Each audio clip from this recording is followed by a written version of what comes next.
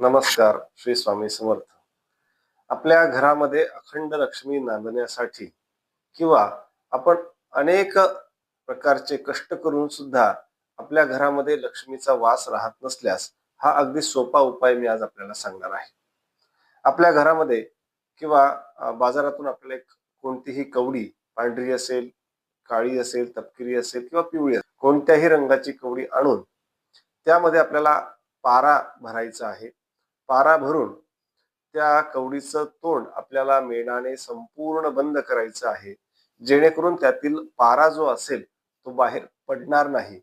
आणि ती कवडी घेऊन आपल्याला एका देवीच्या, कोणत्याही देवीच्या मंदिरात जाऊन ती कवडी आपल्या त्या देवीच्या पायाला लावून घरी आणायची आहे. हे करत असताना आपल्याला या देवीला प्रार्थना करून एक फुलांची वेणी, गजरा अर्पण करायचा आहे. आणि ती कवडी घरी आणल्यानंतर आपल्या देवघरामध्ये एका डबीमध्ये ठेवून तिला हळदी कुंकू अक्षदा व्हायच्या आहेत, धूपदीप दाखवायचा आहे.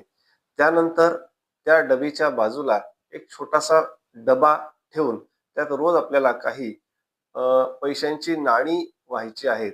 आणि हा उपाय आपण कोणत्याही मंगळवारी किंवा शुक्रवारी करू शकतो.